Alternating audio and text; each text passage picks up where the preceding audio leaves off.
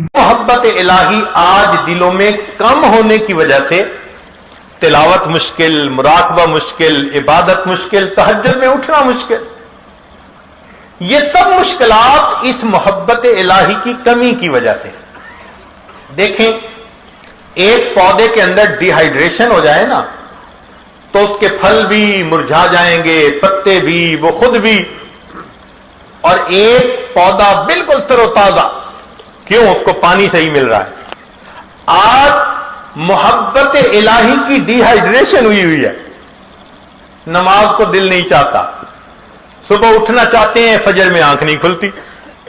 چنانچہ وہ احباب جو کہتے ہیں جی میری تو کمر میں درد ہے حضرت، فجر کی نماز میں مجھ سے نہیں اٹھا جاتا، جو یہ کہتے ہیں نا، ٹھیک فجر کے 1 گھنٹے بعد جب ان کو کاروبار کے لیے جانے کا وقت ہوتا ہے نا، اس وقت نہا کے ناشتہ کر کے وہ ایسے بھاگے جا رہے ہوتے ہیں جیسے ان کے اندر جاپانی سیل فٹ کر دیا کسی نے۔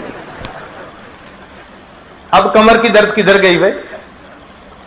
تو محبت کی بات ہے، دل کاروبار میں اٹکا ہوا ہے، روز کے لاکھوں کماتے ہیں، بھاگے جا رہے ہیں۔ اگر اللہ کی محبت دل میں ہوتی تو تہجد کے وقت جاگنے سے کوئی روک نہیں سکتا تھا۔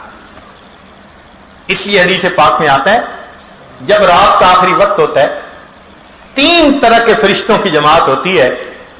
اللہ تعالیٰ ایک جماعت کو فرماتے ہیں کہ جاؤ فلاں فلاں فلاں وہ میرے ناپسندیدہ بندے ہیں، میں نہیں چاہتا کہ یہ اس وقت میرے سامنے کھڑے ہوں، ان کو تھپکی دے کے سلاؤ، یہ میرے پیاروں کے جاگنے کا وقت ہے، یہ نہ جاگ سکیں۔ چنانچہ فرشتے آتے ہیں اور تھپکی دے کے سلا دیتے ہیں کہ بھئی آپ کو اجازت نہیں ہے اس موقع پہ اٹھنے کی، وہ مالک الملک تمہاری شکل نہیں دیکھنا چاہتے۔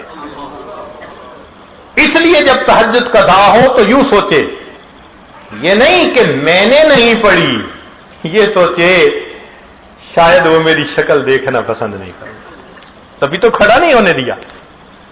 سلا دیتے ہیں سب کو۔